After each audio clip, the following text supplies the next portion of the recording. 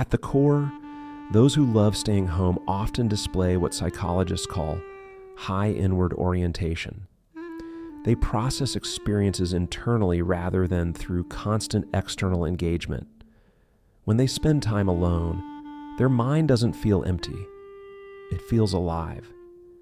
They think, create, analyze, imagine, or simply feel. Solitude is not absence, but presence.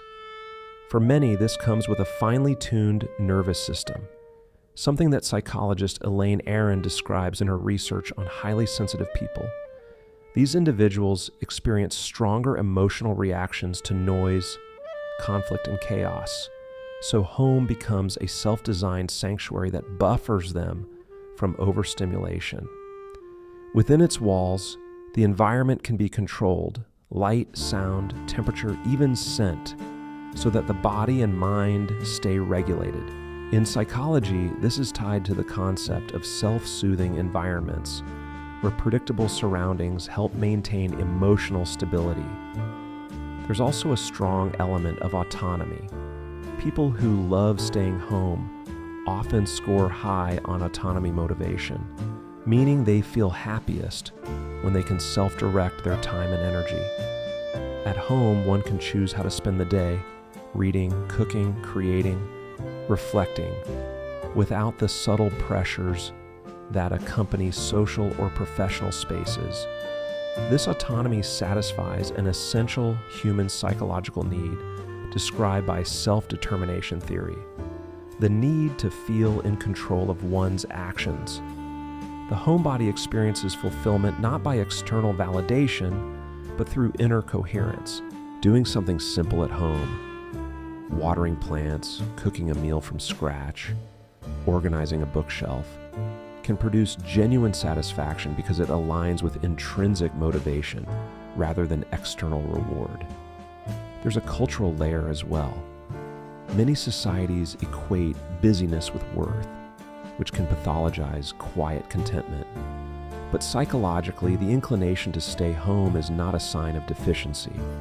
It can be a form of emotional intelligence, a way of prioritizing mental balance over constant stimulation. During the COVID-19 lockdowns, millions discovered that forced time at home brought unexpected relief. For those already inclined toward domestic comfort, this period confirmed something they had always known: stillness can feel like freedom. But for others, it was suffocating, which shows how differently people's nervous systems and personalities regulate energy. For many, home functions precisely as that: a retreat to recharge depleted psychological resources. People who thrive on social engagement also have restorative niches, but those who love being home rely on them more frequently and more intensely. It's not just about being away from others. It's about returning to oneself. When they close the door, they're not escaping the world, they're returning to alignment. Emotional safety plays another major role. For people who've experienced instability, stress, or trauma, home can represent a psychologically secure base. This is connected to attachment theory. Individuals with anxious or avoidant attachment patterns may find comfort in predictability and privacy, where they can avoid relational unpredictability. But even securely attached people may prefer home as a safe haven, where they can drop the social mask. At home, there's no need to perform, impress, or compete. The walls hold unconditional acceptance. The homebody's emotional comfort comes from knowing they are fully themselves there. Neuroscience also helps explain this preference. The brain releases dopamine not only from novelty, but also from familiarity and comfort.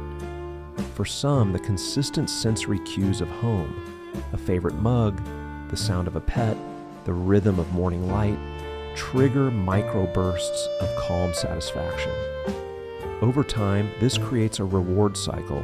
Home feels good, so one stays home more, and the brain reinforces the behavior as emotionally beneficial. That doesn't make it avoidance. It can simply be reinforcement of stability.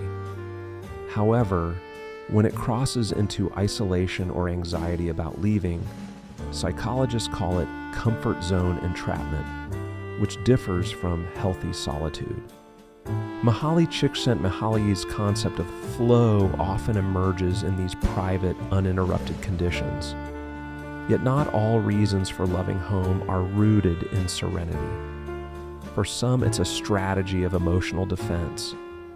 The outside world can feel unpredictable or even threatening, and staying home is a way to manage anxiety.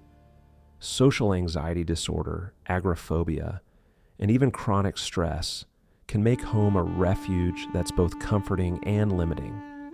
In such cases, the attachment to home is protective but may also prevent growth.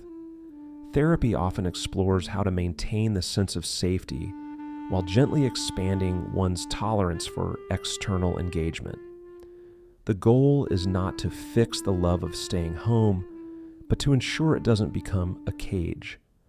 There's also an existential aspect. In an age of constant noise, digital, social, political, some people find moral and spiritual grounding in stillness. Cognitive psychology recognizes that imagination and mental simulation activate similar neural circuits as real experience, which means the homebody's inner adventures are neurologically vivid. This internal richness may explain why they don't crave constant external stimulation. They're already engaged within. There's a social misperception that equates solitude with loneliness, but research consistently shows that they are distinct emotional states. Loneliness is the pain of unwanted isolation, while solitude is the joy of chosen aloneness. People who love staying home usually experience the latter. They may enjoy people, but they don't depend on them for stimulation. Their sense of connection often comes from depth rather than breadth. One or two close relationships or deep emotional bonds with family, pets, or even creative projects. In collectivist societies where family and home life are central, preferring to stay home is often respected. In more individualistic, extroverted cultures, it may be stigmatized as antisocial. But psychological health doesn't depend on conformity to cultural norms. It depends on authenticity. When one's lifestyle matches one's temperament, mental health improves. The key is congruence, living in alignment with one's true psychological rhythm. A person who loves staying home but forces themselves to socialize constantly will feel drained, while an extrovert confined to home will feel suffocated.